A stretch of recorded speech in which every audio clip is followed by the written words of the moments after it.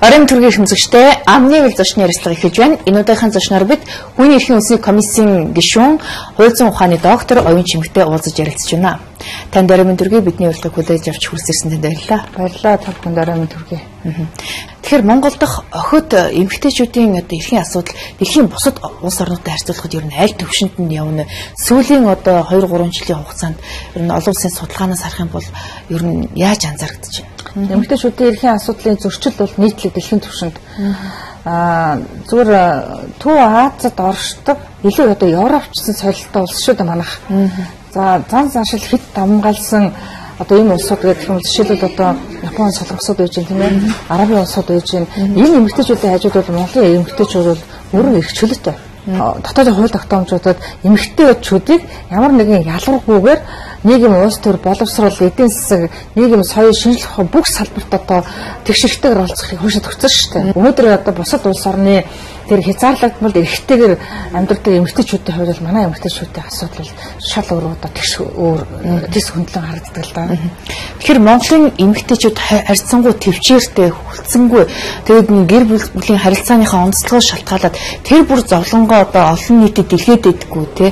Тэгээд нөгөө талаараа одоо эрхэн зөрчигдсөн ч гэсэн дотроо хадгалаад гэх юм уу байдаг учраас тэр болгон хүний эрхийн үндэсний комисс хүртэл явдаггүй асуудал одоо тэр хэмжээнд доогуур хэмжээндээ л одоо ингээд хаагдмал байдаг байх гэж анзаардаг байхгүй. Тэгэхээр хүний эрхийн үндэсний комиссд одоо хандах болсон асуудал ноцтой хүн амны хэрэгч гэдэг юм уу бүр маш ноцтой хэмжээнд хүрсэн тохиолдолд танай комисс ханддаггүй юу? Тэгж анзаардаг. Яг одоо энэ бол ийм шүү дээ. Бас л одоо би юу хэлэх гээд байна гэхээр одоо тэр тогтсон зам заншилтай холбоотой ярих гэдэг олгоо хаагах торон дотроод гэж хэлдэг, эр эмийн хооронд ижиг бүүж ороод гэж хэлдэг, нэр хуухаар яа сугар гэж хэлдэг тийм ээ. Тэгэхээр энэ бол нөгөө хит ингээд гэр бүлийн хүрээний бас нэг нууцлал шүү дээ. Энэ нууцлалыг одоо тэр болгон хүнд ингээд яриад яваад байдаггүй. Энэ ингээд нууж явсараа сүултээ даамжрал эцсийн бүлэгтээ юм төрж ийн гэдэг тэгэхээр хин нэгний аймнаас ирсдэг ч юм уу, хин нэгэн одоо засаршгүйгээр одоо хохирох ийм л одоо үр дагавар хүргээд байгаа. Тийм учраас бид нар 2012-13 онд одоо шүүхийн шийдвэр гүйцэтгэх ерөнхий газрын харьяа эмэгтэйчүүдийн 2407 дугаар ангид бид нар судалгаа хийж үзчихсэн.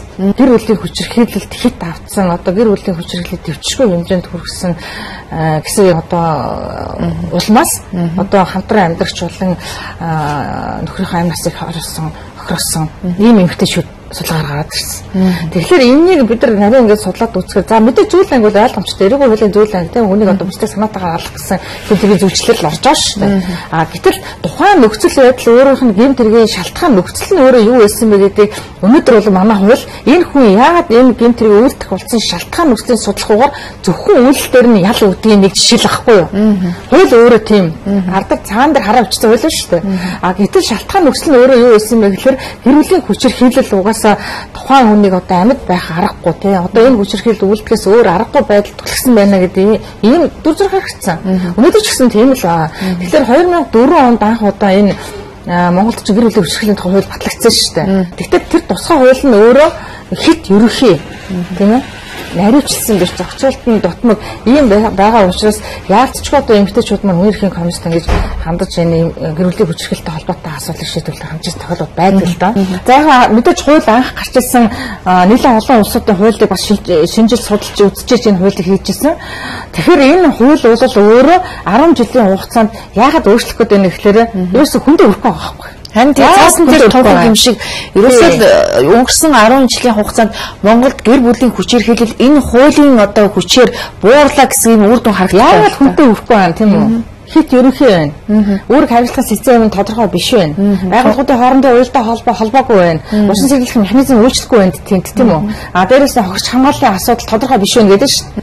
Зөвхөн ганц энэ хууль биш, бусад хуулиудыг энэ хуульд нийцүүлэх ёстой. Энэ хуулийг бусад салбар хуулиудын зүйл залттай нийцүүлж өөрчлөх ёстой.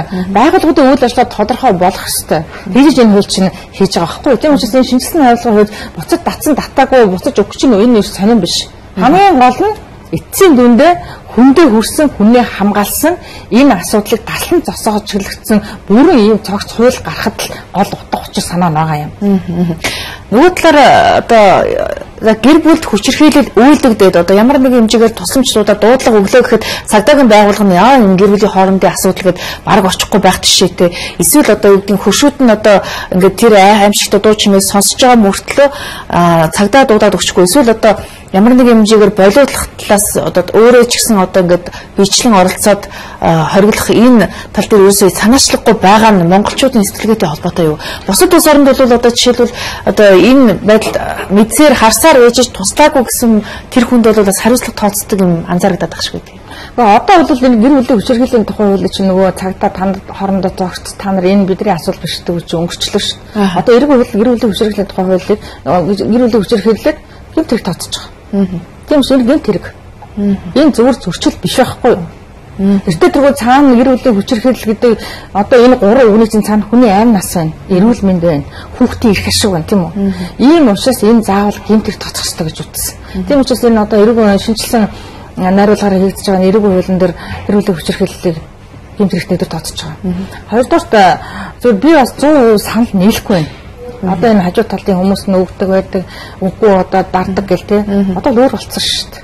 Ер нь бол учиргүй одоо ингээл дотоолнуудэл гэж байгаа тохиолдолд нөө нүдэн балд чихэн дүүлийн ханы цаана гэдэг юм бол байха болсон. Гэтэ мэдээлж байгаа. Сая жишээлбэл 4 настай охиныг одоо 3 цагийн турш одоо төрсөн эцэгтэй задуулж тамлуулж хахад яагаад хөшөөт нь огт одоо мэдээлэлүүд тусламж дуудаагүй юм бэ? Эмнэлгийн тусламж дуудаагүй. 3-5 хоног одоо ингээд тэр охин бол нэлээд тарчилж өнгөрсөн байгаа юм л да. Тэгэхээр энэ дээр ер нь одоо би бол энэ дээр яг үнийг хэлэхэд би хэвлэл мэдээлэлтэй байгаа. Яг бол эрүүл хэрэг үүссэн. Юм мөрдмэсэлзэн шатанд хэрэг явж байгаа. Хэргийг наривчлсан байдалтай бид нар танилцах ярихгүй. Гэтэл нөгөө миний төрөний яриадсан эрт илрүүлэх ёстой, урьсан сэргийлэх ёстой гэл тэ. Энэ мэдээлэлүүд ерөөсөй байхгүй шүү дээ. Нэг л ингээл нэг хоёр сайхан залуу ээж аваа хоёр яваад байдаг хүүхдээ хөтлөл. Гэтэл тэр бяцхан амтны ертөнц дотор юу болж ирснийг хэн мэдэх ёстой юм тийм ээ? Хэн мэдэх ёстой юм? Тэгэхээр энэ бол зүгээр айл талдаа л энэ хариуцлагагүй манай нэг хуулийг хэрэгждэггүй л хэрэг хэлбэр байхгүй. Жишээлбэл одоо эрэг хуулинд ээж авч эцэг байх эрхийг балбын ёсоор хасах гэл ингээл хуульчилсан хуулийн зүйл анги байж л байна тийм ээ. Тэгэхээр энэ одоо жишээлбэл эцэг их байх эрхийг нь хасдаг энэ зүйл заалт юу хэр зэрэг хэрэгжиж байна? Хэрэгжихгүй. Энэ бол ерөөсөө хэрэгцээ байна юу? Тохиолдол байгаа. Тохиолдол байдаг. Яг ямар жишээнээр жишээлбэл одоо за бид нар дээр нэг 4 жилийн өмнө нэг асуудал тавигдчихсан. Одоо ингээл бусал гэр бүлийн хүчирхийлэлтэй холбоотой тэгээд хүүхдээ аав нь өгнө гээл нэгэн дээрээ орохчвол нөгөөх нь ахгүй өгөхгүй гэл. Тэгээд энийг бол анх бас тэр эцэг нь өргөдөл гаргаад бид нар нөгөө цэцэрлэг дээр нь очиж энэ асуудлыг анх гаргаж ирж ирсэн байхгүй юу. Тэгээ ерөөсөө хэрвээ ингэж хүүхэд хүчирхийлэлт байх юм бол эцэг байх эрхийг хүртэл хасдаг ийм хуулийн залттай. Тийм учраас энийг бид нар хууль шүүхийн шугамаар явж шийдвэрлүүлнэ гэсэн асуудал тавьсан юм. Тэгтэл хамгийн одоо нэг эмгэнэлтэй юм л да одоо би эмгэнэлтэй гэж хэлмээр байгаа. Нэг нөхцөл байдлын үнэлгээ гэж шийдэг байхгүй юу. Одоо ингээд тухайн хүүхэд үнэхээр гэр бүлийн хүчирхийлэл байгаад байна уу? Үнэхээр аавтайгаа сайхан байна уу? Ээжтэйгээ сайхан байна уу? Хинтээ нь одоо байх сонирхолтой байна гэдэг. Тэр жоохон амтан чинь 4-5 настай юм байгаа шүү дээ. Өөрөө хэлж байгаа ярьж байгаа үйл холбоотой хариуц чадвар суугаагүй хүүхэд шүү дээ. Тэгээд ингээд үтсэн чинь нөхцөл байдлын үнэлгээг хийдэг газар байдаггүй Монголд. За хүүхдэд төлөө газарлаа хамтаар манад ийм режим байдаг юм билээ. Тийм ээ төрийн бас байгууллагын хэдэн энэ ч бол үндсэндээ өсөлтийн үнэлгээ хийдэг хүмүүс чинь шинжээч нар ах хэрэгтэй байхгүй юу? Гэтэл одоо тийм хүмүүс нь байхгүй. Тэгээ бид нар бүр хайж явж ийж нэг тийм үнэлгээ хийдэг төрийн бас байгууллагын нэг хэдэн хүнээр хэдэн ажилтнаар үнэлгээ хийлгэжсэн. Тэгэхээр энэ бол үндсэндээ нөгөө хүүхд хамгаалах гэдэг одоо би ярих гээд байгаа юм чинь болохоор хамгаалах газар нь байна уу? Байна. Ажилтан байна уу? Байна. Одоо тэгээд тэнт чи одоо хүүхд хамгаалаа юу хэрэгтэй сэтгэл зүйн зөвлөгөө өгөх хэрэгтэй юм уу? Үнэлгээ хийх хэрэгтэй байдаг юм уу? Эсвэл ээж аавын орлох нэг төр хугацааны тийм байр байх хэрэгтэй үгүй юу гэдэг ийм юм ингээд цогцоор шийдэж чадаагүй. Тэгээд нөгөө нэг ингээд туснаа хажуу тавьчихаар хүүхд хамгаалал гээл тэгэхээр хамгаалал том юм яриад идэг. Гэтэл тэн дунд нөгөө ингээд сугарч үлдээд ингээд хохирол амсаад байгааг нэг жишээ аахгүй. Тэгээд бид нар тэрийг үндсэндээ шүүх рүү асуудлыг тавьж шийдвэрлүүлж ирсэн. Одоо Дорнод аймагт 2008-9 он ч санагдаад байгаа. Баян улс сумын хариат нэг эмэгтэй гэр бүлийнхаа хүнийг одоо санаатраа алсан гэмт хэрэгт холбогдсон байдаг. Тэгээд одоо гэр бүлийн гишүүн одоо нөхөр нь бол нас орсон. Эхнэр нь одоо хорхон гэрөө явж байгаа. Цаана 20 хүүхэд төлтөж байгаа. Тэр хоёр хүүхдээ асуудлыг яасан бэ гэхэд хинт өгж байгааг нь мэддэхгүй ингээд өсөл хаягдсан. Хин шоронд явуулаад эцгийг алсан гэдгээр шүүх тогтоол хичээл ингээл явуулсан байж байгаа байхгүй юу. Энэ хүүхдийн асуудал яа явахгүй байна нар тий. Наад эрүүг хуулны бацаа шийдэх хуулин дээр чинь насан туршийн хүүхдийн асран хамгаалж харалсан дэмжигчийг заавал томлохсон ш та нар. Тэгээ яг энэ хүүхдүүд хаана гэл мэдэхгүй. Юусе сонирн биш байхгүй юу? Яахаар мэдэхгүй гэж. Яаж мэдхийн чи ихтэн ял үгүй явуулж байгаа болохоос ш хүүхэд нь ялын асуудал ярихгүй ш. Тэгээ хүүхэд хамгаалах тэр одоо орон нутгийн хариуцсан байгууллага гэж байдаг юм. Тэгэл эцэг одоо цаатлын хамаатан садангууд нь аавна гэж үлдсэн байгаа. Бид нар одоо тэр асуудлыг тухайн үеийн шүүхийн дарагт нь гаргаж ирж тавьж агаад хүүхдийг одоо асар хамгаалж харалсан дэмжигчт нь хүлээлт тухай шүүхийн шийдвэр гаргуулж байгаа. Мэдээж ээж бол би тэрэн дүгнэ гэж хэлсэн шүү дээ. Би одоо хүүхдэд тэнд орхимоор байна гэж. Гэтэл эсрэг сонирхолт бүхий ч юм уу өөр хүн тэр хүүхдийг авцсан байвал энэ асуудал чинь шүүх шийдэх хэрэгтэй үстэй. Тэгэхээр нөөш 20 хад эдэлж байгаа ихэнх саналыг авах хэрэгтэй шүү дээ. За хүүхдээ чи яах вэ? Тасан дөрөв 2 хүүхдээ байна. Хэн дээр үлдэх вэ? Танд ямар санал онол байна? Энийг ерөөсөө асуудаггүй байхгүй юу? Тийм үү. Аяйгуу зовлонтой. Гэрээлийн хүчирхийлэлтэй тэмцэх тухай хуулиуд 10 жил огт хэрэгжихгүй цаасан дээр тунхаг төдий байгаа нь энэ бусад хуулиудтайгаа уялдаа муутай байсантай холбоотой юу? Ялын бодлого тааруу байсантай холбоотой юу? Яг юу асуулаад байна? Үгүй чи ялын бодлого гэж гэрээлийн хүчирхийлэлч өөрөө одоо гэмт хэрэг гэж тооцогддог байсан шүү дээ. Одоо л энэ эрүүгийн хуулийн шинжилсэн хариуцлагаар гэмт хэрэг тооцож байгаа байхгүй юу? Тэгээд урд нь бол үндсэндээ энэ чинь зөвшлийн хэмжээтэй шиг цагааны арга хэмжээ авдаг тийм ээ. Тэгээд нөгөө одоо бидний хил заашаа тэр 111 тавьчвал шүүхийн шийдвэрээр нэг 7 хоног 14 хоног сарын хугацаатай барьцуулчихдаг тийм л байсан шүү дээ. Тэгэхээр энэ өөрөө юу гэж юу харуулдаг юм гэхээр хүчирхийлэл үйлдэгч нь нэг бодлоор ингээд нөгөө толгой нийлээд өнгөрч.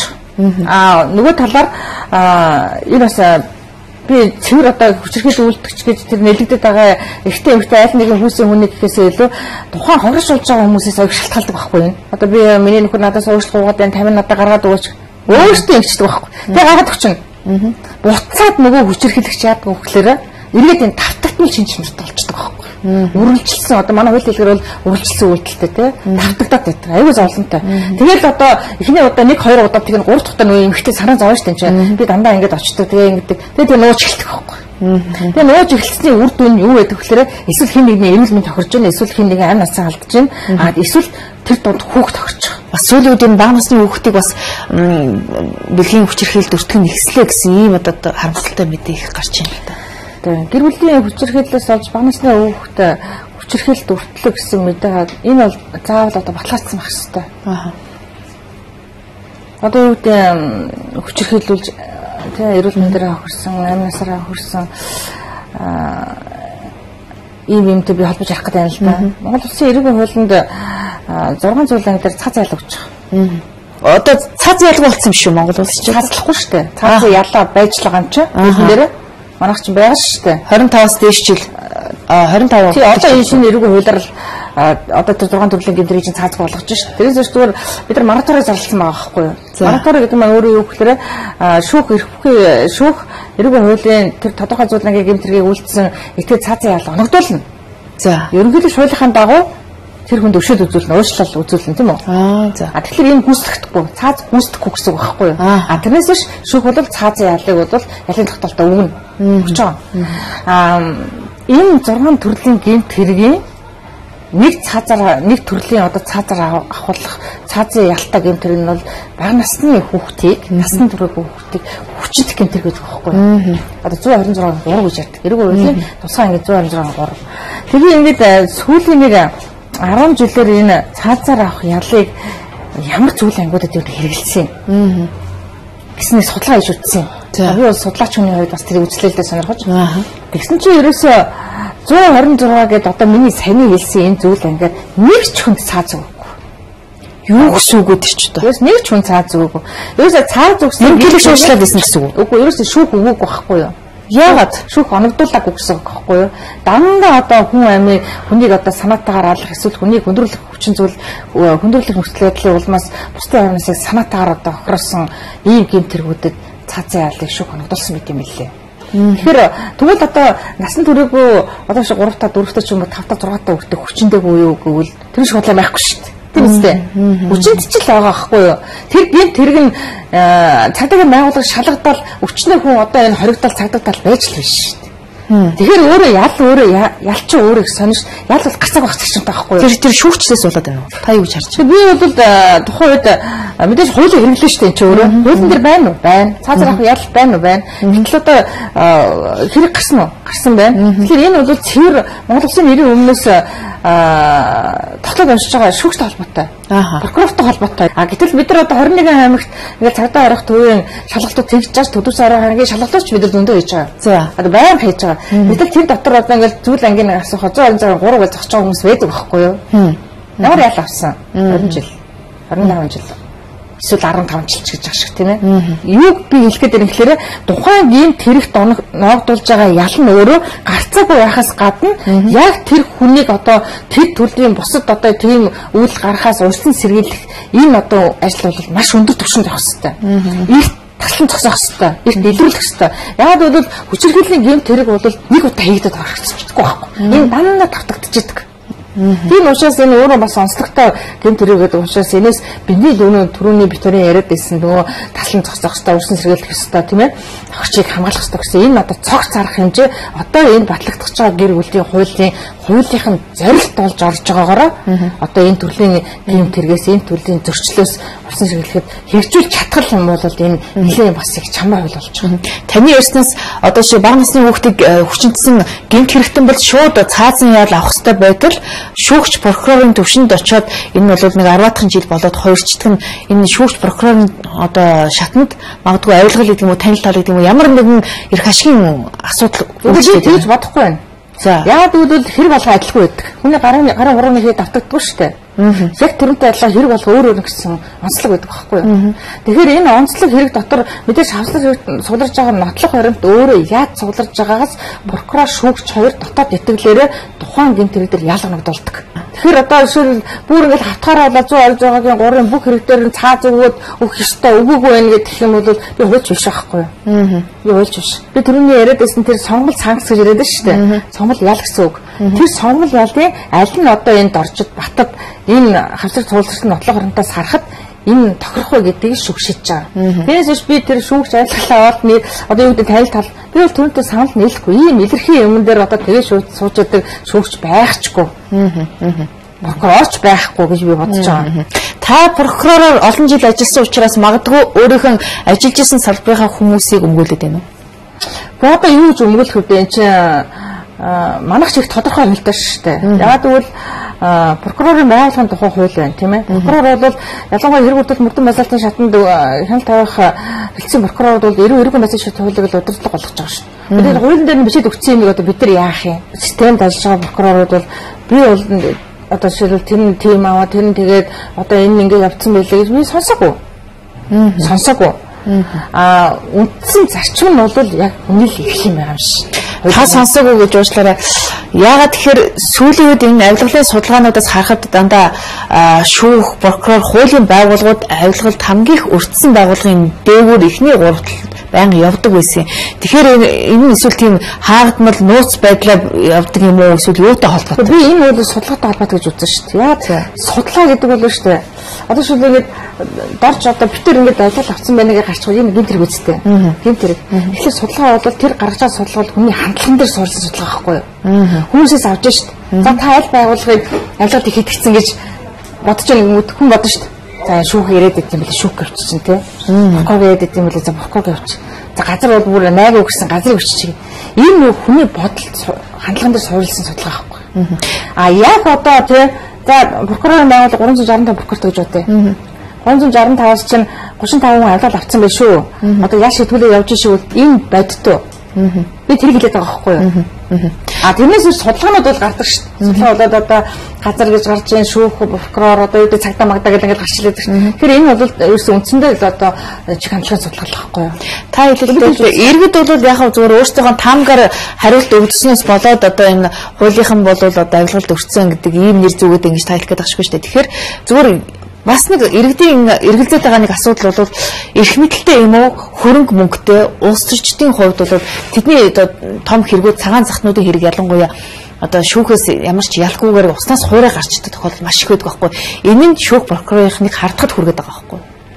Яг тэр тийм хандлага байхыг үүсэхгүй шүү дээ. Яг тэгвэл өнөөдөр хүмүүс хаанаас мэдээлэл олж авч байгаа. Хэвлэл мэдээлэл хэрэгслээс. Хэвлэл мэдээлэлээс авч. Уул нь бол шүү дээ. Дорж ирээгүй хэрэг үсээд 5 жилийн ял аваад шүүхийн шийдвэр хүчин төгөлдөр болчих юм бол энэ гин буруутай юу? Буруутай шүүх тогтооцсон байна. Энэ хүн гин тэрэг үйлдэлсэн байна. Энийг дараа мэдээлэл явах хэрэгтэй байхгүй. Мэдээлэл бол ингэж явах хэрэгтэй. Тэгэхээр одоо яаж юм гэхээр дорж хэрэгт холбогдол нөгөө шүүхтэр очих энэ хугацаанд нөгөө хүний чинь бүр ингээ яллаад явуулаад одоо ингээ бүр байх болгочихж байгаа шүү дээ. Тэгтэл шүүхийн шийдвэр гаргахад өөрөө гарчаад байгаа үстэй. Тэгэхээр өөрөө гарчлахад нөгөө залруулагч байдгүй, нөгөө хүний талаарх мэдээлж өгдөг. Тэгэхээр нөгөө маас эхлээд энэ нэстэ нэг амар хэрэг үлдсэн хүн байсан чинь шүүх ингэшлээ гэхээр үр дүн тэр байхгүй юу? Тухайн хүнийг шүүхийн хүчин төгөлдөр шийдвэр гарахаас өмнөх энэ хугацаа бол гин буруугийн зарчим үйлчлэнэ л гэж. Гин буруугийн зарчим үйлчлэх хугацаанд нь гин буруутай болоод ингээ яллаа яачаар чинь яг одоо таны асуусан энэ асуултыг чи хариулт ерөөсөө энэ л байгаа юм. Тэгэхээр хуулийн байгууллагууд өөрсдөө мэдээлэл жишээлбэл цагдаагийн байгууллагаас юм уу авилтаа тэнцэх газраас ингээл мэдээлэл өгөхдөө бид энэ хэрэг дээр шалгалт хийж энэ бол одоо ийм ноцтой асуудал үүссэн байна гэж хэвлийнхэн зарлаад байдаг байхгүй тий. Энээс олон нийт бас мэдээлэл аваад магадгүй хуулийн байгууллагууд өөрсдөө ийм алдаа гаргаад байгаа юм уу та юу гэж. Харин явцын мэдээлэл гэж уулна байдаг л да тийм ээ. Тэгэхээр одоо манай эрүүгийн хуулинд чинь нөгөө мөрдөн байцаалтын ажиллагааны нууцыг задруулал эрүүгийн хэрэг үүсгэнэ гэдэг ингээл тусгай залт байж чинь тий. За тэгээд одоо та нар ингээл анзаарсан бол сэтгүүлсээр асуудаг шүү дээ. Энийг гэхээр энэ мөрдөн байцаалтын ажиллагаа явуулж байгаа учраас хариулах боломжгүй гэж хариулдаг байгаа шүү дээ. Тэгэхээр энэ бол зөв мэдээлж хараад явах хэрэгтэй байхгүй. Одоо юу гэдэг тийм одоо нэрийг хэлээд шүү дээ. Энэ бол нэр хэлдэг бол хамгийн одоо болохгүй юм байна шүү дээ. Одоо бид нар цагдаагийн байгууллагад одоо та нар анзаарсан бол ингэдэг байсан шүү дээ. За одоо дорж цомгийн нархан дүүргийн нарангийн тэдэд оршин сууж исэн тим айлаас тэдэд оршин сууж исэн тэр овогтой тэр очиж тэдэн мянган төгрөгийн хулгай хийлээ гэж одоо ингэ зарлаад байдаг юм байна. Бид нар энэ албан ёсоор хэлс уучлаарай тий. Та бүхэн бол хүмүүст гэмтрээс урсан цэвэрлэх зорилгоор мэдээлэл тарах үүрэгтэй. Гэвтэл яахлаар та нар хүмүүсийн овог нэрийг гэр орных нь номер дугаар хаягтай. Даашаа бүр утасны дугаарыг заримдаа хэлэх нь холбол мэдээлэл өгдөг юм байна. Энийг болоо. Энэ хүний нэр төр алдар хүндэд нэгдүгürt холбоотой байна. Хоёрдугаарт энэ цаашид гарах гэмт хэрэгт нөлөөлж байна. Тийм учраас та бүхэн гэмт хэрэгт холбогдож байгаа энэ хүмүүсийнхаа одоо бэ бат гэж байгаа бол иргэн бэ. Тийм үү? Тийм учраас энэ хүний нэр нууцладаг, нэрийг одоо тэр байршлыг нууцладаг бол энэ бол ерөөсөө ёстой томьёологдоогүй, хуйслагдаагүй томьёол шүү дээ. Тийм учраас энэ дээр бол цагдаагийн байгууллага одоо бол тэр учиргүй ингээл хүний нэр усыг хэлээд тахаа өрн болчиход байгаа. Тэгэхээр анчимэгч та хүнийхээ үндэсний комист бараг 15 жил ажилласан гэж би ойлгоод байгаа шүү дээ. Тэгэхээр энэ олон жилийн хугацаанд ер нь та бас хүн мэдээж хүний ядарсан хүний эрхийн төлөөлөл хамгаалаад явж байгаа. Энэ явцдаа танд бас магадгүй таны аймнаас эрүүл мэндэд ч гэсэн занал хийлгэх юм уу одоо эрх мэдэл бүхий одоо хөрөнгө мөнгөтэй хүмүүсээс янз бүрийн байдлаар дарамтлах ийм хандлага ер нь танд тохиолдож ирсэн үү? За эрх мэдэлтэй хүмүүс ч юу дарамтлах вэ? Одоо бид нар тэдэрт ямар хамаах вэ тийм ээ. Яг тэр хүмүүсийн тухай гомдол мэдээж танад дээр очиж байгаа хэл та миний эрхийг зөрчөөд байна. Энэ хүмүүст ингээ арга хэмжээ аваад өгөөж хариуцлага тооцоод тийм бол байхгүй. Байсан ч бид нар тэр асуудал дээр хэн нэгний талд орох ийм одоо үйл ажиллагаа байхгүй шүү дээ. Тэгэхээр би Монгол Улсын төрийн өмнө тангараг өгсөн төрийн албан агч одоо үндсэндээ 20 бараг 30 жил төрд албан агч байна. Зүгээр яг амнаас эрүүл мэнд аюулгүй байдлын асуудлаар бол хүндрэлтэй юм байдаг.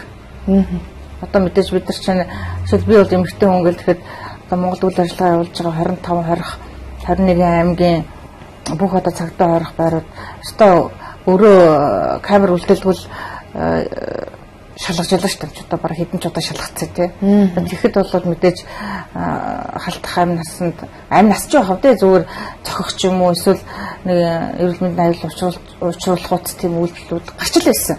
Тэгээд энэ дээр би бол ингэж боддог байхгүй юу. Мэдээж одоо энэ чинь энэ олон жилийн ажлыг хийгээд ирэхээр ямар ч хамгаалт өгөх юм бэлээ бид нар.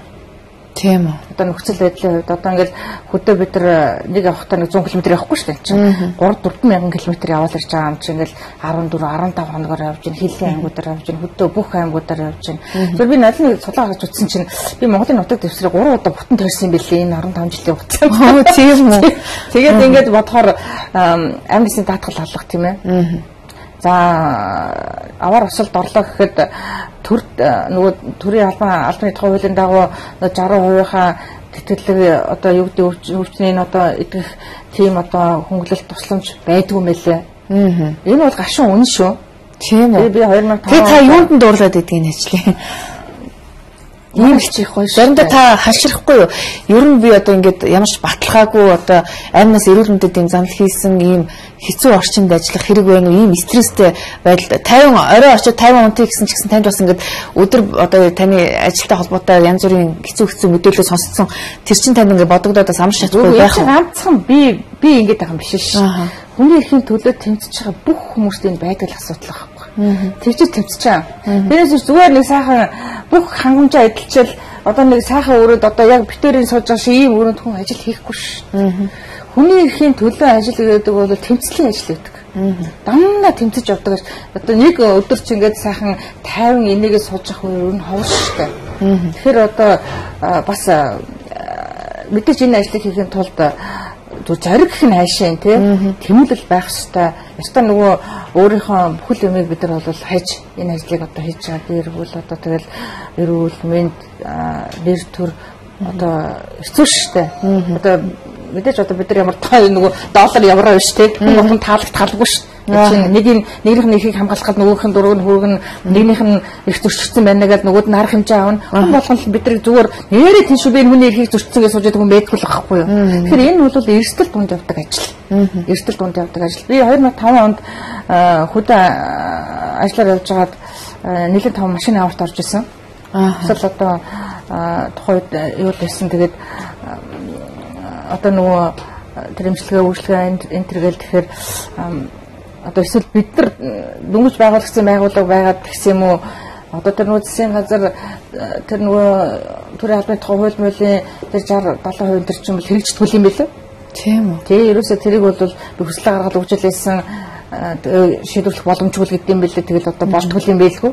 Тэгэхээр зарим хүмүүс намайг тэгдэ чи өөрийнхөө эрхийг хамгаалж чадахгүй гэж юу яриад байгаа юм гээл те. Тэгэхээр яг тэ би бол төрийн албан хаагч тийм ээ. Тэгэл одоо улаараад ингээл зүтгэл одоо өгчгүүл эн чинь тэгэл ажил хийгээл явж байгаа нэг тухайн үедээ тэгж л хэлсэн. Тэгээ би бас заримдаа боддtiin. Одоо ингээл 15 6 жил за 20 30 жил ингээл төрийн албанд ажиллаад бид нар өнөөдөр ингээл тэгэхэд одоо юу вэ те? Бид нар сайхан ажиллаа байгаа байхгүй юу? Тэгтэл ингээл 2 3 жил одоо хууж явж байгаа л хитэн тэрбум хитэн одоо сая долларын асуудал ингээл яригдаад ирдэг. Энэ бол харамсалтай. Өстой бидний үед би социализмын үеийн бүтээгдэхүүн шүү дээ. Та улсын хурлаас 2 удаа хүний эрхийн үндэсний комиссийн гишүүнээр томилогдлоо л доо. Тэгэхээр та ер нь улс төрд ямар нэгэн дэмжлэг байдаг юм шиг үү? Баггүй одоо надад юу ч байхгүй шүү дээ. Тийм үү? Та тэгээд улс төрийн ямар нэгэн нам эвсэлд хариулагдахгүй байна. Ер нь энэ төрд ажиллаж байхдаа би ер нь аль нэг нам эвсэлд хариулагдаж явсангүй. Тэгээд одоо тэгээд та юу улс төрд орё гэсэн бодол байхгүй тийм мөнгө байхгүй юм чи яаж авах вэ? Мөнгө байхгүй чи. Тэгээ сонголчод зөндөл мөнгөөр ийдэг гэвчтэй. Зүгээр яг бас нэг карьер нь боломжийн хэмжээнд өсчих ийм одоо чадвартай мэрэгжилтэй туршлагатай хүмүүсийг зарим улс төрийн хүчнүүд бас өөртөө элсүүлээд уруулад тодорхой хэмжээгээр санхүүгийн дэмжлэг үзүүлдэг бизнесмэнүүд ч гэдэг юм уу улс төрийн эдийн засгийн бүлэглүүд байдаг л да. Танд ер нь ийм санал ирж ирсэн үү? Ирж байгаагүй. Над нэг ч ирж байгаа шүү. Тийм үү. Тэгээ ерөөсөө ирж байгаагүй. Би зөв хаяа бодтой ингээл бас бид нар ч бас нөгөө салбарын чиглэсэн хуульчнаар шүү дээ. Тэгвэл би бол яг л эрүүгийн чиглэлийн хуульч юм байхгүй юу? Тэгээ эрүүгийн мэдээг чиглэлийн хуульч юм байна. Тэгэл тэрүүнтэй холбоотой ингээл мэдээлэл, хууль, тогтоомж, батлах хэдрэхлээр өөр ирэхгүй ингээл чигс сорцсон шүү дээ. Тэгэл нэг чинь өчнөө олон жил бид нар чинь ингээл эрүүгийн байцаа шийдэх хуулийг хэрэгжүүлсэн. Дээрэс нь одоо энэ хүний эрхийн дэлхийн түвшинд яригдж байгаа гэрээ конвенцуудын бүх одоо хэрэгжилт гаргалгаануудыг бид нар хэрэгжилж байна тий. За олон улсын байгууллагуудад очиж илтгэл айлтгал тавьж байна. Тэгээ хэдийгээр зүгээр ингээд хүнд хэцүү ингээд ярих юм байлаа ч гэсэндээ одоо би ямар ярьж байгаа шүү чи би Монголыг төлөөлж ярьж байгаа юм чи их орно гэсэн сэтгэл над байт юм байгаа үстэй. Очоод би нэг түмэн улсын хооронд Монгол ийм байлээ гэдээ би муулалаад суумаргүй шүү дээ. За тэгэхээр одоо бас байгаа юм байхгүй юм байгаа болгож ярих тийм тохиолдол зүйд байдаг. Тийм үү. Тэгж ярих шаардлага байгаа мó. Жишээлбэл Монголд хүний эрхийн зөрчил бага байна, сайхан байна гэж ярих тохиолдол байдаг гэж юу? Үгүй яг зүгээр бага байна гэх биш байхгүй юу? Одоо жишээлбэл би нэг юм сони юм ярил л да. Энийг бол яг хүн болгон ерөн зур гадарлана. Одоо ижил хүсний асуудал гэж нэг асуудал байна тийм үү? За дэлхийн нийтийн түвшинд маш их анхаарал татж байгаа. Энэ хүний эрхийн бүр нэлээд том төрчлүүдийн тоонд оролдог нэг. Тэгээд манайх ч одоо ерөөсөө энэ хүний эрхийн одоо шил ижил хүснэнтэй холбоотой асуудал ярихад бол юу яриад байгаа юм шүү дээ. Зүгээр очиод алаад өгөл гэдэг байсан шүү дээ. Гэхдээ би одоо очиод одоо нүүб дээр очиод Монгол надад ч хүлээж авдаггүй өстө нэрэ бараг л эн чинь би энийг алах хэмжээнд яригдэн шүү. Өстө тэр манайх хүлээж авахгүй би ярихгүй шүү дээ. Үгүй ээ энэ бол манайх зан зарчлалын хувьд бол үндсэндээ энийг хүлээж авах нийгэмд одоо дэлгэрүүлэх тий нийгэмд одоо энэ бусдад мэдээлэл өгцөл жоохон хомс байна. Гэхдээ бид нар бол одоо төрийн бус байгууллага Монголд үйл ажиллагаа явуулж байна. Телевиз зараад байгаа нэг үеийн одох юм бол тэр хүмүүс гарч өөрийнхөө эрхийн хамгаалах чиглэлээр үйл ажиллагаа явуулж байна, таниулж байна. Энэ бол бас эерэг үр дүн гэл одоо ингээл хамгаалж ярих юмнууд биш дээ. Тийм үү. Тэггүй яах вэ? Тэгэхээр сүүлийн үеийн энэ хүний эрхийн үндэсний комиссаас гаргаж байгаа илтгэлүүд тайлангуудыг анзаараад байхад дандаа нь хууль шүүхийн байгууллагатай холбоотой зөрчлүүд маш их байна. Мөрдөн байцаах шатнд гэдэг юм уу? Эрүүдэн шүүх ажиллагаа маш их байна. Хүнийг түнд хилс хэрэг одоо хүлээлгэхийн тулд одоо тамлах, янз бүрийн байдлаар дарамтлах, зодох гэл ийм одоо хүч хэрхлүүд бас байна гэж яригадаад байгаа. Энэ дээр ерөн цаашдаа одоо хуульд нь өөрчлөлт оруулах хэрэгтэй мó? Хуулийн байгууллагууд нь өөрсдөө хүний эрхийг зөрчиж байгаа юм чинь бусад энгийн иргэдийн хувьд ер нь ийм одоо нөхцөл байна. Хууль хяналтын байгууллагын за би энийг нөгөө зодож нүдэд сандлаас нь гавлаад учиргүй одоо цохиж нууж байгаа тэрийг хүлээлгэж болохгүй юм байна гэдгийг мэдсэн. Мэддэг болсон. Одоо бид нар юу яриад байна гэхээр та нар энэ одоо учиргүй ингээл хүүхний цолтон зодол эрүүгийн хэрэг үүсгэл мэдүүлэг авдаг энэ асуулт шалга болчиход одоо юу орж эхэлж байгаа. Сэтгэл санааны эрүү шүүлтэр орж байгаа. За энэ яг гэхээр ингээ хүн харахаар юусэн мэддэхгүй шүү дээ. Хөрсөн юм алга, зодолцсон юм алга. Энэ дандаа хүн зовлон шанал үүсгэж идэг байхгүй. Гэж хэлүүлж идэг. Алхаан цэрлүүлдэг тий. Одоо шилбэл та нар ингээд 461 дөрөв одоо манайхан ганц удаа гэж яриад байдаг шүү. 461 дөрөв ингээд үзэхэд бүтэн 36 сар хоригдсон заа юм хүн. Тийм ээ, энэ чинь дээдл 30 сар харах хэрэгтэй шүү. 36 сар хоригдсон, 30 сар хоригдсон. Гэхдээ тэр хүмүүс чинь сүлд салхах юм байгаа тийм. Одоо энийг яриад байгаа юм зүгээр хэлээд үгүй те. Бошоохон шиг одоо хэрэгээ шийдвэрлүүлэх. Нөгөө залхаалтын механизм чи өөрөө нөхцөлтэйгээ холбогдож эрүүшүүлтийн ийм хэлбэрийг үүсгдэг байхгүй. Тэгэхээр энэ хорж байгаа цагдж байгаа асуудлыг яагаад ингэж яриад байна гэхээр ерөөсөө өнөөдрийн манай хууль үйлчилж байгаа хууль бол мөрдөж байгаа татлах гэдэг. Уул нь бол нотлолцоод дараа нь авч шийх хэрэгтэй байхгүй. Тэгэхээр мөрдөж нотлохын тулд авч шийгээд байгаа байхгүй юу? Ойлгосноо. Тэгэхээр энэ өөрөө яаж юм гэхээр үндсэндээ салхалтын механизм үүдвэл эрүүшүүлтийн дад хэлбэр мөн. Тэгэхээр хүний эрхийн үндэсний комисс одоо жишээлбэл хүнийг одоо хууль бусаар юм уу эсвэл одоо хугацаа хэтрүүлж хорж байгаа ийм тохиолдолд жишээлбэл одоо очиод шууд судлаад авчих ийм одоо эрх байхгүй гэж юу? Яагаад байх юм? Яагаад үл энэ чинь шүүх эрхэмлэл рүү шууд халдна гэсэн үг шүү дээ. Яагаад гэхээр өнөөдөр үйлчилж байгаа хуулиар прокурор мөрдөн байцаагч шүүхээс санал өгöd шүүх өөрөө цагтан хорих ийм зөвшөөрөл гаргаж байгаа байхгүй юу? Шийдэл гаргаж байгаа. Тэгэхээр бид нар очиод гаргачих юм бол шүүхийн харат бус байдал хөндлөнгөөс халтж байгаа ийм субъект болчихно. Бид тэрээ үнэхээр одоо саний хэлдэг шиг 36 сар 40 сар хориод байна шүү дээ. Энэ хориод байгаа хүүе уушлаараа те энэ бол хугацаа хэтэрсэн байна. Энэ асуудлыг яаралтаа шийдээ. Энэ хүнийг батлан даалтанд яаралтаа гаргаа гэдэг асуудлыг шүүх тавьж байгаа. Прокурорч тавьж байгаа. За зарим тохиолдолд гарч байгаа, зарим тохиолдолд хэргийн нөхцөл байдалтай холбоотойгоор гарахгүй тухайн хүслийг шийдвэрлэхгүй асуудлууд байгаа. Тэгэхээр та түрүүн хүний эрхийн үндэсний комиссийн гишүүнээр олон жил ажилласан мөртлөө өөрийнхөө одоо эрхийн төлөө явж чадахгүй байна гэж ярьжсэн шүү дээ. Тэгэхээр тантай адилхан бас би жишээлбэл сэтгүүлч мөртлөө сэтгүүлчийнхаа эрхийг гүйцэд эдэлж чадахгүй ийм тохиолдол бас байна л да. Өөрөөр хэлбэл Монголд хэвлэлийн эрхчлөө байна уугүй юу гэсэн мэргэлзээ бас төрөөд байгаа. Тэгэхээр ерөн зүгээр арчилсан орнууд дотор сэтгүүлчтэй ажиллаа хийснийхэн төлөө 20 халаар шийдэгдэг цөөхөн орны нэг Монгол улс байна гэдэг. Тэгэхээр эрүүгийн шинжилсэн найруулгын төсөлд бол одоо энэ заалт бас хэвээрээ орцсон явж байгаа нь бас харамсалтай байна л да. Энэ дээр та юу гэж харж байна? Гэхдээ энэ ер нь улс орнуудад онцгой статустай ажилладаг хэдхэн мэргэжлүүд шүү дээ, тийм. Тэрний нэг нь бол энэ сэтгүүлч. Тэгэхээр сэтгүүлч өөрөө их сурвалжийг хаанаас яаж авч яах гэдэг нь ерөөсөө сонирм биш. Яаж авч болно? За. Хамгийн гол нь тэрний боловсролт өөрөө яаж гарч чана л гэдэг л байна. Тийм үү? Тэгэхээр тэрийг батлах шаардлага байхгүй шүү дээ. Батал гэдэг байгаа тийм үү? Батлах шаардлага байхгүй. Яг бол дандаа юм сенситив одоо юу гэдэг эмзэг ийм мэдрэмжтэй сэдвүүдийг сэтгүүлчдэр ялангуяа энэ олон улсын сэтгүүлч нар бол гаргаж тавьдаг. Дэлхийн нийтийн түвшинд гаргаж тавьж. Тэгэхээр яг зөвхөн олон улсын сэтгүүлчдийн энэ байгууллагын зүгээс Монгол бас нэг шүүмжлэлтэй хандаад байдаг юм. Мэдээлэл өгснийхаа төлөө сэтгүүлч эрүүгийн хэрэгтэн болж байна. Энийг одоо ойлгох хэрэгтэй гэсэн шаардлага тавьдаг. За зарим тохиолдолд бол би энэтэй санал нэг байдаг. Зарим тохиолдолд санал нийлдэхгүй.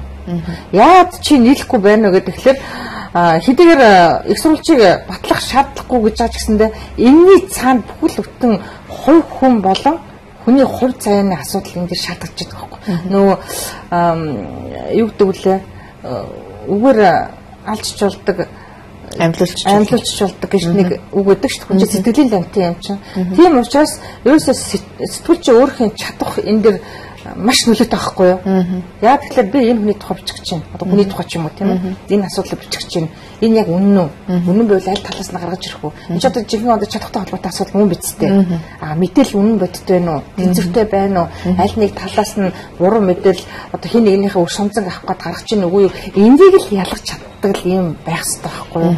Тэгээгүйгээс шалтгаалал одоо өнөөдөр хичнээн сэтгүүлч нар эртний журмаар өрөнд орж ийн те төлбөр нөхөн төлөвлөлт асуудал дээр унж ийн. Дээрэс нь одоо энэ эрүүгийн хэрэгтэн болоод явж лээ. Гэтэл одоо нийтлэг утгаараа шинэ эрүүгийн хуулийн дээр нийтлэг утгаараа сэтгүүлч ингэвэл эрүүгийн хэрэгтэн болно гэсэн залт байхгүй шүү дээ. Эрүүгийн хуулийн нэг хуучин хуулиар бол 111-р зүйлд бол яг энэ залт байна гэж утаанд орно. Харин байгаа л да. Тэгээ гүтгэх гэдэг энэ ялаар л одоо шийтгэжээд байгаа юм л. Тэгэхээр олон улсын хүний эрхийн байгууллагуудын зүгээс ер нь одоо яг Монголын энэ эрүүгийн хуулийн энэ залтан дээр ер нь юу гэж хэлж байна? Үгүй манай дээр бол ерөөсөө хэдэн тооны зөвлөмж өгсөн юм шүү дээ. За. Одоо үзэн ядах гэмтрийг томьёолоо гэж. За. Энэ үзэн ядах гэмтэр гэдэг нь өөрөө юу гэхээр ерөөсөө л ялгуурлан гадуурхалтан дээр суурилсан энэ гэмтрийн бүх одоо шинж тэмдгүүдийг үзэн ядалтын гэмтэр гэдэг багхгүй. Тийм учраас энэ гэмтрийг Монголын хууль нь өнөөдөр хүртэл томьёолоогүй учраас энийг заавал томьёолох гэсэн ийм одоо зөвлөмжийг өгсөн. Тэгэхээр энэ дээр субъект заагаагүй. Одоо эмэгтэй эрэхтэй одоо хэн бидний тий одоо мэрэгжил зэрэгжил одоо бүх юм заагаагүй л ер нь ялгуурлан гадуурхалтанд өртөж байгаа тэрүүн дээр үндэслэн үзэн ядалтаас үүссэн гэмтрийг л үзэн ядалтын гэмтрэг гэж томьёолох байгаа байхгүй. Энэ бол шинээр орж ирж байгаа. Дээрэс нь үзэн ядалт гэдэг маань үзэн ядалтаас үүдээд гүтгэх ч юм уу захиалгаар бичих нэр төрт халдах гэсэн асуудал үүсэж байгаа гэсэн үг. Ялгуурлан гадуурхалтаар суурилсан тийм энийг бол томьёол гэсэн манайх шинэ эрүүгийн хуулинд авал томьёолсон. Гэхдээ үзэн ядалт гэдэг нэрээр нь ороогүй зөвхөн бид нар манай хүний эрхийн байгууллагын зүгээс үзэн ядалтаар нь оруулах гэсэн боловч тухайн үеийн ажлын хэсэг бол ялгуурлан гадуурхалт эсрэг гэмтэр гэж нэр томьёотойгоор оруулж байгаа. Тэгэхээр энэ бол бас л нэг одоо төвшлөгж ойлгох хэрэгтэй. Та ер нь улс төрчидтэй олон жил одоо ингэж тулж харьцсан байл да хүний эрхийн асуудлаас үүдээд одоо энэ хуулиа өөрчил энэ чинь хүний эрхийг зөрчөөд байна гэд улс төрчидтэй байнга тулж ажилладаг хүн өөрөө ер нь энэ улс төр дотор нь орж энэ асуудлыг одоо зэгслэхгүй бол болохгүй нэ гэж бодох үе байдгүй.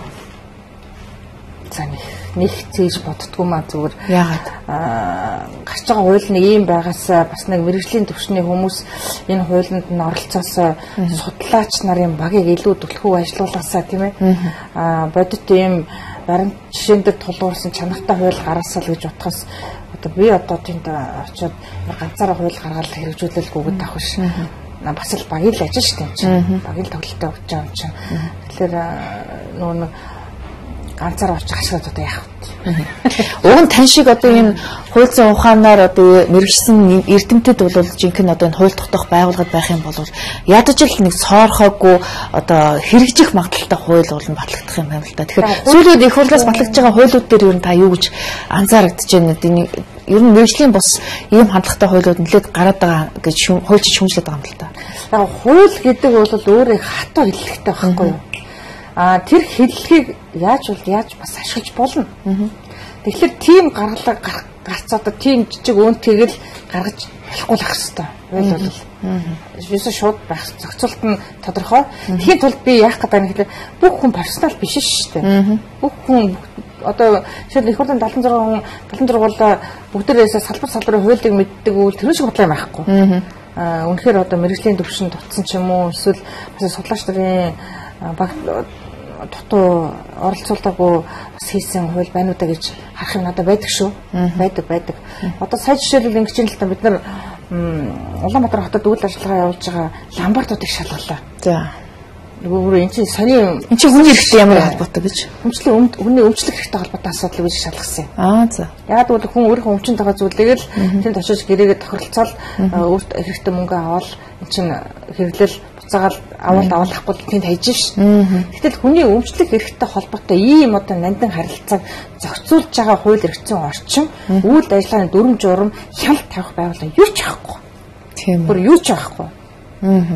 Тэгэл одоо ингээд ярьж байгаа хүмүүс нь одоо манайх чинь одоо хадгалан зээлийн хошооны хуулиар ядаж дотор орохгүй юу? Тэгэл энэ чинь шал өөр байхгүй. Тэгээд иргэний хуулийн дээр нэг заалт байгаа юу гэхээр хацлан зээлдүүлэх гэдэг одоо тийм хуулийн байхгүй ойлголт байхгүй гэж үү? Тэгээд одоо зүгээр би одоо очил юм ингээд өгчлөө гэхэд 10 хоног өнгөрөө тэр хүн надад ирэхгүй юм зарах болно шүү дээ. Тэгэхээр үнийн дүнгийн илүү гарсан хувь надад өгөх хэрэгтэй байхгүй. Зах зээлийн үнээс хит доогоор үнэлж авчаад хүний эд хөрөнгийн авчиж зарчаад нөгөө үн би энэ хүнээс зарсан илүү мөнгө авах хэрэгтэй ч гэж мэддэггүй нөгөө үн ч өгдөггүй те. Тэгээд ерөөсөө шууд цэвэр ламбартын орлого олж явж байгаа. Ийм одоо сони юм гарсан байхгүй. Энэ хуулинд байгаа мó уг нь одоо илүү гарсан орлогын тэр эзэнт нь буцааж өгөх гэж байгаа мó. Тэгээд одоо жишээлбэл ингээд автомашин авч шээ. Энэ чинь үнчтэй энэ нэлээд үнэтэй өмч авахгүй өнөө өмч авахгүй. Тэгэхэд тэрийг одоо шууд ингээл зээл авсныхын төлөө тухайн өдөр нь шууд нийт хаягийг нь өөрчлөл тээ. Одоо бидний эзэмшлэлээр болгоод зээл аав гээл өөрийнх нь эзэмшлээс автоматар өөрийнхөө эзэмшилд аваад тэгэл тэрийг хадгалдаг хашаа хороо гэж гачаа юм тавьж хүний төрөмгийг тавьчаал төлөөлөл өгөн төлөхгүй бол дуудлага худлаа гэдэг худлаа нэг юм зохион байгуулалт хүний 30 хэдэн сая төгрөгийн үнэтэй юм 8 саяар зараад ингэж сууж байгаа. Ийм л дүр зураг байгаа байхгүй юу? Гэтэл энийг өнөөдөр штэ хуульчилсан ямар ч хуулийн зүйл анги одоо өнөөдөр үйлчлэхгүй шүү дээ. Мэдхгүй тэд нар хинч хариуцлага тооцдаггүй, хинч хяналт тавьдаггүй те. Ийм л одоо нэг субъектэд ажилладаг шүү дээ. Тэгээ бид нар энэ дээр шалгал судалгаа хийгээд улсын хурлын гишүүн уянга энэ ламбарттай холбоотой хуулийн төсөл боловсруулж байгаа юм байна. Бид нар саналаа явуулсан. Ийм юм гарлаа шүү. Энд чинь нэгсний ловер юм шүү. Үгүй айлтар шүү дээ. Болохгүй шүү дээ. Тэгээд тэрийг одоо бодол авсан байх бидэрт бол эвдэж хариу мэдэгдээгүй. За оюун гэрэл гишүүнд би өгсөн. Тэгээ энэ дээр шалгалтаа болоод бид нар хамтарч ажиллая. Энэ дээр бол үнэхээр юм зохицуулт хэрэгтэй байна. За Батүл даргад бид нар нийслэлийн эдийн төлөөлөлтөй хурлын Улаанбаатар зүйл ажиллагаа явуулж байгаа Ламбардуудыг цэцлэгч уран боловсруулж өгөөч нийслэлийн цагдаагийн газартай хамтраад төслийн явуулсан. Тэгээ одоо сайхан Батүлаагаас хариу ирсэн бид нар эдийн төлөөлөлтөй хуралдаа эхний удирдлагаа багтааж энэ журмыг оруулж батлуулах юм үйл ажиллагаа хийх гэж ингээд энэ бол үнэхээр таатай мэдээ байгаа. Тэгэхээр энэ өөрөө юу хэлэх гээд байна гэхээр хууль өөрөө янз бүрийн хууль байна. Янз бүрийн хууль байна. Хууль өөрөө оновчтой, тодорхой, логик дараалалтай, хариуцлага тооцох эзэнтэй үйлчлэх механизмтай байх ёстой. Тэгэхгүйгээр зөвхөн бусад том хуулиудын завсарт нэг ингэ зүүд анги шигтгэчихэр тэрийг нөхөн хэрэгжүүлж ажилтгүй тэрүүн зориулж дүрм журам боловсруулж гарахгүй л байна л да. Тэгэхээр хууль бол хууль шүү дээ болно. Уучлаарай танаас нэг жоохон хувийн чанартай зүйл асуучих уу. Та энэ хүний эрхийн төлөө тэмцэж яваа энэ одоо ажилтны тань мэдээж маш их ачаалал эрсдэл авчирч байгаа. Энэ хэрээр та одоо өөрийнхөө хөдөлмөр энэ стрессийг үнэлүүлж чадчихна уу? Яа цалин чинь хэр зэрэг хангалттай байна амьдралд чинь. Юу гэж хүрхээ? Таны ер нь одоо харьцаж байгаа, ажиллаж байгаа, тулж ажиллаж байгаа хүмүүс чинь дандаа нэг зовлон тооцсон, нэг ядарсан улсуудтай та мэдээж тулж харьцаж байгаа. Тэгэхээр бол ямар нэгэн авилгал ашиг сонирхлын зөрчил бол танд бол манад байхгүй багшгүй тийм үү ахад одоо бид чинь хүнд авч өгнүүлэхээс биш хүнээс тэр наавн гэсэн сэтгэлгээ маад байхгүй шүү дээ. Бид нар одоо хамгийн дээд нь 80 сая төгрөг улсаас одоо хөрсөн иргэнд гаргуулж өгч байна. Тэгээ эхлээд яг энэ төлөөлөлтөнд хэмжлэг гаргаж байхад нэг хар явдгийн. За хуулийн байгууллага яасаа хар явсан гэж хамгийн хувь авдаг гэж ойлгох гэдэг. Тийм хамгийн анхны хэмжлэг чинь би гаргасан шүү дээ. Тэгээ тэр гаргасан хэмжлэл нь 2005 онд гарч би нэг хүнд 19 сая төгрөг авч үзсэн. Ямар асуудал вэ?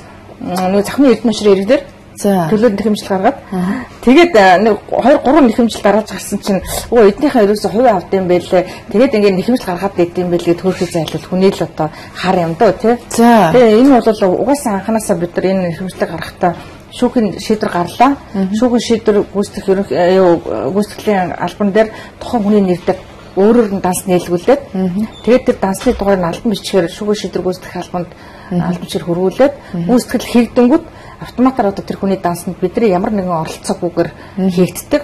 За тэгээ шүүгэн шийдэг үүсгэх хэлбэрээр танаа гаргасан шүүгэн төлөөлөл нэхэмжлэгчийн шүүгэн шийдвэр тэдний өдөр бэлээ шүгэд албарчиг өгдөг. Тийм л процесс байхгүй юу. Тэгээ бид нар бол яг зөндөө л хүн байна. Эрхэн зөрчилж байгаа зөндөө хүн байна. Зөндөө л одоо хохирч байгаа хүмүүс байна. Бид чадах хатгаар л одоо энэ Улаанбаатарт үйл ажиллагаа явуулж байгаа нэг 30 хүн чил өдөр шөнөгүй ажиллаж шүү дээ. Миний ажлуудад дандаа залуучууд байдаг. Тэгээ бас хаяа боддсон шүү энэ эрсдэлтэй энэ хүний эрхийн төлөв харилцаа залуучууд маань бас мохчих үедээ. Тийм. Бас жоохон урам хайрлаж байгаасаа. Төрийн албаны дундас цалингийн хэмжээд л авдаг гэсэн үг тийм. Тэгээ ер нь сүлжээгээр л авна шүү дээ бид нар. Тэгтээ тэгвэл энэ чинь төрийн албан хаагчид төр тангар өгсөн албан хаагч нар зам тэн дээр яг нэг одоо нийтмийн цал зэргийн нэмэгдэл гэж орж ирнэ л дээ тийм ээ. Тэгээд мэдээж одоо өнөөдрийн байж байгаа юм те юу гэж дүүцэж одоо бидний цалин хэмжээ байх одоо зүгээр нэг удаа нэг ингэсэн шүү дээ. 2005 онд Австрал хүн эрхийн үндэсний байгууллагуудын ажилтнууд болон гишүүдийнх нь цалин орлогыг бүх улсуудаар нэг харьцуулж гаргацсан байсан байхгүй. За. Тэгсэн чинь хамгийн сүүлийн оронд Монгол орцсон байсан шүү дээ. Тийм үү, тийч хэдэн орныг харьцуулж байгаа? 21 орн харьцуулж байгаа. За. Тэгээ бүр энэ таасчууд яаж ажилтдаг ингээл тэгжсэн тэгтэн бид нар ингэжсэн. Тэр үед ч одоо бас мах гаг байсан маа. Австралид 1 кг мөхрийн мах $10 байхад Монголд $1 хүрэхгүй байсан шүү дээ. За. Тэгээд бид нар тэрийг юу гэж тайлбарлаж ирсэн гэхээр танад жишээлбэл одоо Монгол бол мах ихдэг те. Танад өхөр хоны мах чинь $10 байхад бид нар $1 авдаг байхгүй гэхэд тэгвэл танаас цалин хүрэх юм бэ гэж. Тэгж хэлчихсэн байхгүй юу. Тэгээд одоо ингээд бодохоор юу $1 ч одоо бараг хэд ч болоод байгаа юм те. Тэгэхээр хүний эрхийн үндэсний комиссийн ийм бага цалин авдаг юм бол хуулийн бусад салбарын харьцангуй өндөр авдаг шүү. Шүүгч прокурор бол харьцангуй өндөр авдаг шүү. Та тэгээд шүүгч юм прокурорын ажлаа хий гэж бодохгүй байна буцаад. Гэхдээ одоо эн чинь нэг зорьсон ажилтаа юм чи юу гэж л ингээд салбарлал өсчээд авах үү. Ямар ч байсан энэ байгууллагыг анх одоо хүнээр бол төрж явахт нь үлдэгдэж авалцсан үнээл нэг бий. Тэгээ бас нэг бас насанд хүрчмээр биш шүү дээ. Та тэгээ олон хоног сараар хөдөө гадаа ингээд ажиллаар хүнд хэцүү нөхцөлд ажиллахад одоо гэр бүлийнхэн чинь дургуутсахгүй. Та ер нь тэгэхээр гэр бүлдээ цаг зарцуулж чаддгүй юм байна да тий. Яг хөө зүгээр анх бол хүүхдүүд жоохон байсан. Тэгэл одоо би нэг хийх стал тэгэл явдаг л миний аж бүх юм ингээл байгаль үлддэг л одоо ч хүүхдүүд томорчлоо. Одоо хүүхдүүд гэхээс илүү за өөрийгөө эрүүл мэндэ гэсэн асуудал хэрнэ. Мэдээж энэ чинь эмэгтэй хүн юм чинь би хөдөө гадаа явах юм бусад ажлаар бүх юм л өстой цаг наргуул зохицуулж шүү дээ. Тийм үү. Тэгэхээр одоо арын албан чинь нөхөр чинь л одоо аваад үлддэг гэсэн үг тий.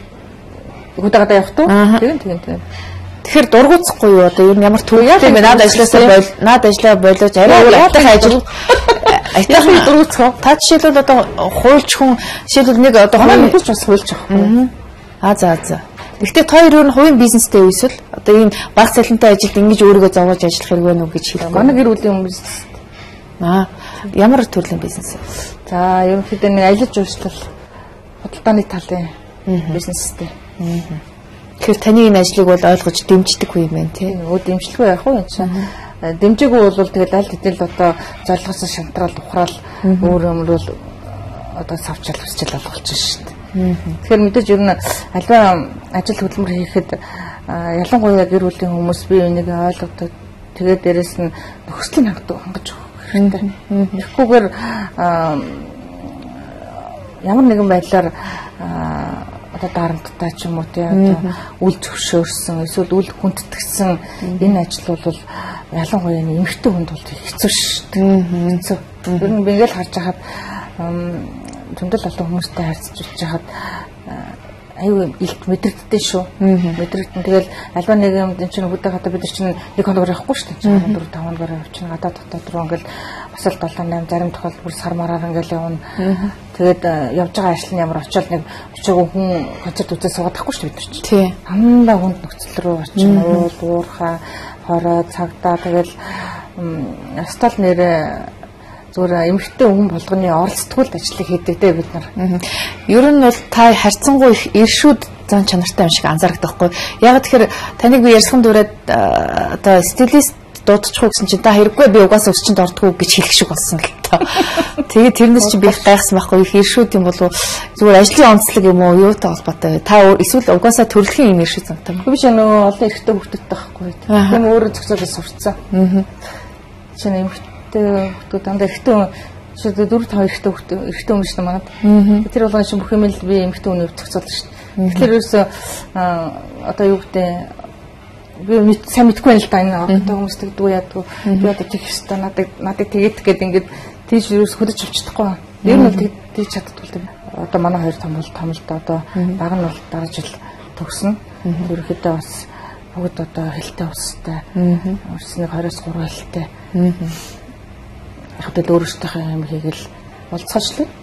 Тэгэхээр хүн байхгүй шүү. Манай дотор. Тийм үү? Би яг тэгж асуухгүй байлаа да. Аав ээж нь хуульчим чи мэдээж хүүхдүүдээс чинь нэгэн ч гэсэн ээж авах мэрэгчлийг эзэмшээгүй юм уу те? Үгүй нэ хуульч байхгүй.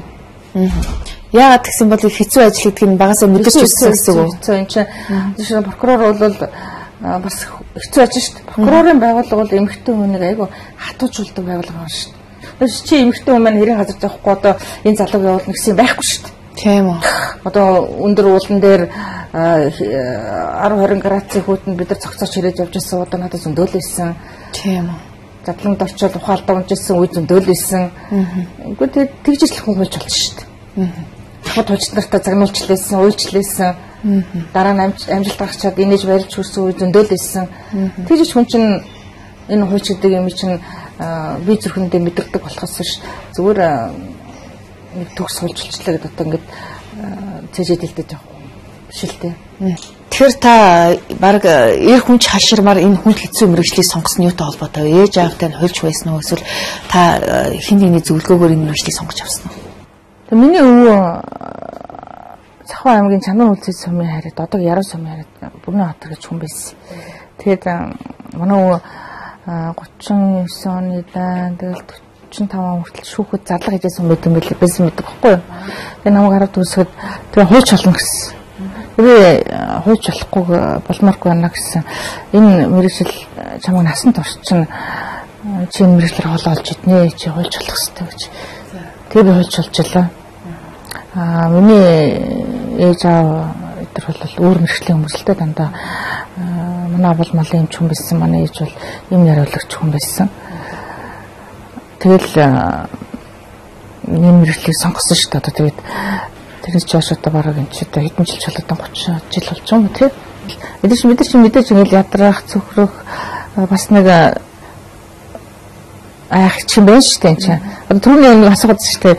Гэтэ ичээд ингэ бодоод өгдөгөөд прокурор яг тэгдэг байхгүй. За нүүд чинь хоригдож байгаа би ямар байгаа за хүчих үедээ за хугацаа нь олчих үедээ дуусчих үедээ за шүүх хуралтаар тэгж шүүмэшүүл бүх юм ингэ толоод ингэ баян ажиллаж идэг байхгүй. Их стресстэй шүү дээ.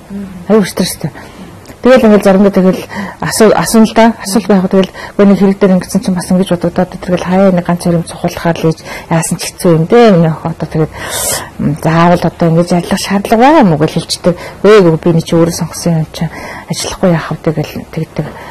Тийм л байсан да тэрнээс нэг хориглол очиргүй нэг тэгээд исэн юм бол надад байдгүй шүү. Тань байсан гэхээр ээж автай надад байх. Одоо байхгүй.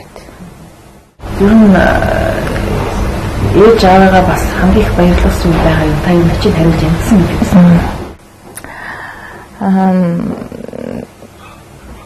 Би 2009 онд нэг доктор хамгаалсан шүү дээ. Тэгэхэд бас бодож л байсан л да. Тэгэхэд манай аавч хойлоо байсан. Нэг их манай ээж л их л баярлжлээ. Тэгээ бас чинь 82 82 оны л юм ярих гэдэг юм л да. Манай өвөө тэгжсэн байхгүй юу. Чи бол ийм мэдлэгтэй, боловсралтай ийм л хүн болно гэж би чамайг хүмүүжүүлсэн, өсгсөн гэж. Тэгээ би бүр тэр өрөөс санаас гардаг үгч явахтай тэгээд тэр манай өвгийн хаац зүрс надад салтгүй байхгүй. Одоо ч гэсэн. Тэгээ би доктор хамгаалч чадлаас бодож лээсэн. Бас ингэрээс харж л байгаа хата. Тэгэхээр өвөөгийнхаа мэрэгчлийг үзэмжсэн та өөр нь өвөө дээрээ би ч өвөө мэдрэх юм аахгүй. Тэгэл би бас ээж гэж боддог байхгүй юу. Бид ирүүлэн бүгд бас гэр бүлтэй байна. Тэгээд бүгдээ нэг өргөжл эзэмшсэн. Тэгэл 90 саргал ажлаа хийгээл явж болохоор ээж бас баярлж ирсэн багтаг л би боддгоо одоо.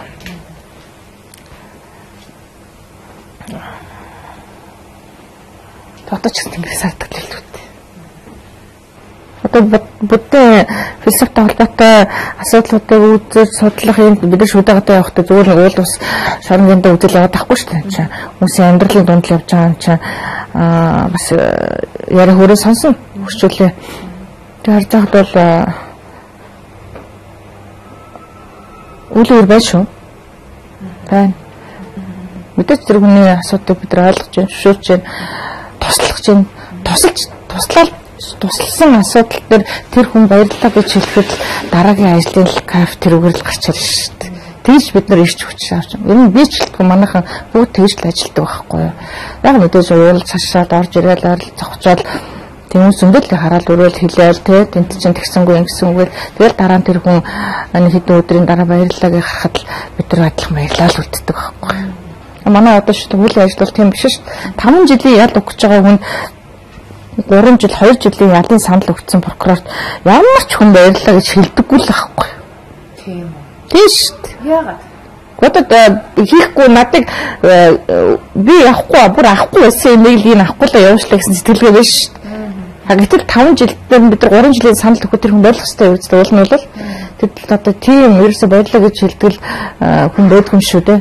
Тэгэхээр манай ажил бол тэрүүгээрээ өөр. Одоо манай энэ хүний эрхийн төлөө ажил, хатууч ажил, хүнлэгч ажил, тэгээд бас эрсдэлтэй нөгөө талдаа бас сайхан ажил шүү. За ингээд та бидний ярилццааг дуусч байгаа ингээд бидний урилгыг хүлээж авч дэлгэрэнгүй сайхан ярилцлага өгсөн танд баярлалаа. Тэгэхээр Монголд дах хүний эрхийн зөрчлийг багасгах болж өгвөл бүрэн арилгахад танай хүний эрхийн комиссод үнэхээр хичээл зүтгэл гаргаж ажиллаж байгаа бах цаашид ажиллах байх гэж найдаж байна. Тэгээд энэ хүний эрхийг хамгаалах асуудал дээр хууль эрх зүйн орчин бас хангалтгүй цоорхоо ихтэй бас дутуу төлөвлөмж зүйл олон байгаа юм байна. Тэгэхээр энэ дээр ч гэсэн бас хууль тогтоогчдод зөвлөгөө өгч хамтарч ажилласаа гэж хүсэж байна. Ингээд таны цаашдын ажилд амжилт хүсье. За баярлалаа. Та бүхэн гэсэн ажлын амжилт хүсье. Олон сайхан юм нэвтрүүлэг хийж мөн зөв бодтой мэдээлэл олон юмд өгч байгаарай гэж хүсье. За баярлалаа. За манай энэ удаагийн амны үйл зочны ярилцлагаар хүний эрхийн үндэсний комиссийн гишүүн хууль зүйн ухааны доктор Оюун Чимэг оролцлоо. Анхаарлаа хандуулсан үзэгч та бүхэнд баярлалаа.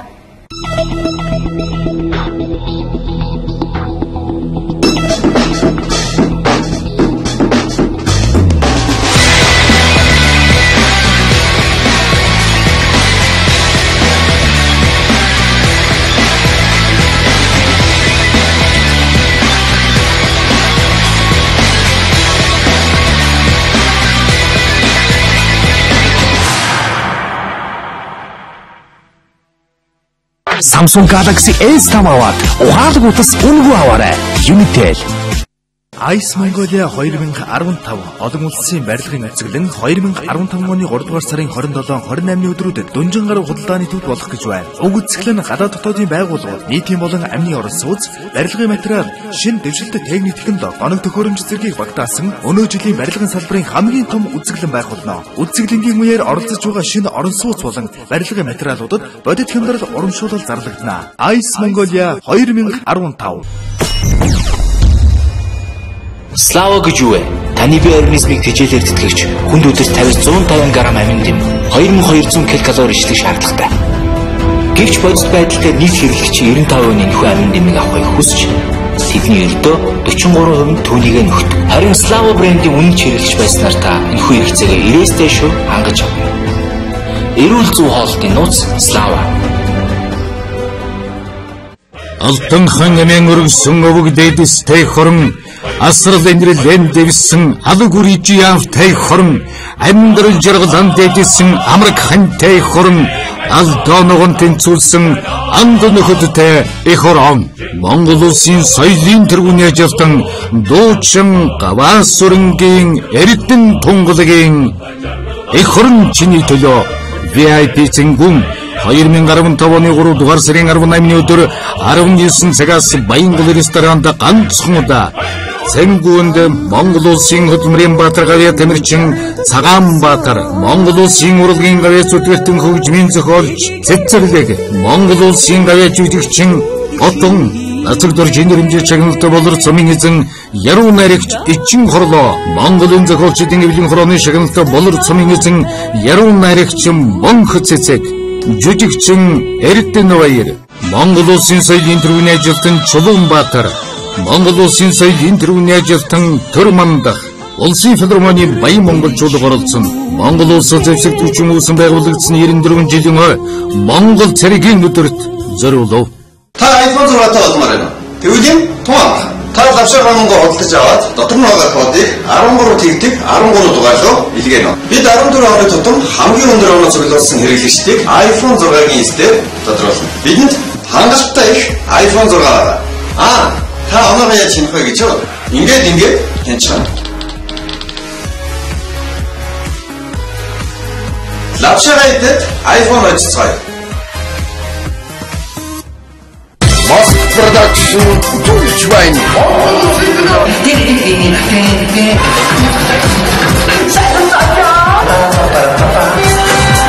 Улаанбаатар хотын төчлийг баялан дагуулж байгаа Мост продакшны цоошмон бүтээл тэр ихрийн төлөө эмээлгсэн эмээлийн хөтөлбөр Монголын төслийн соёлын төвөрдөө 3-р сарын 16-наас өдөр бүр 19 цагтар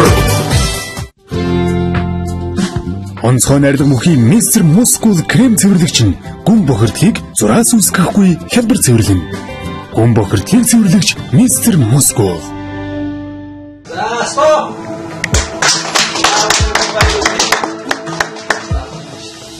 Хүмүүс та бид өнөөдөр хүнсний хит хэрэглээ, хүнсний бүтээгдэхүүний маш өргөн сонголтын дунд амьдарч байна.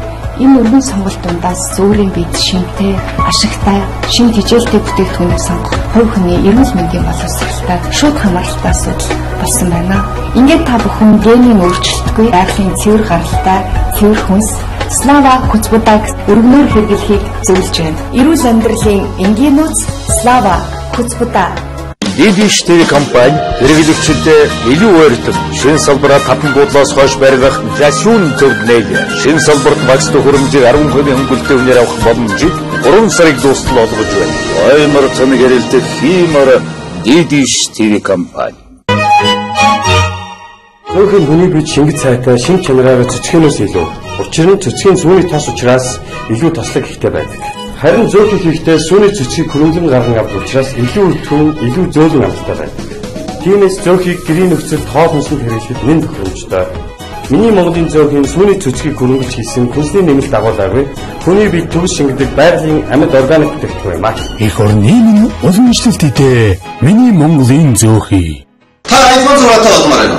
Тэгвэл тун та лавшаа хоногоо худалдаж аваад дотор нь байгаа кодыг 13 тэгтэг 13 дугаарлуу илгээнэ. Бид 14 оны тутам хамгийн өндөр оноо цуглуулсан хэрэглэгчдийг iPhone 6-гийн эсдээр тодруулна. Бидэнд хангалттай их iPhone 6 байгаа. Та оноогоо яаж шинэх вэ гэж юу? Ингээд тэнцэн. Лавшаа идэх iPhone очицгоё.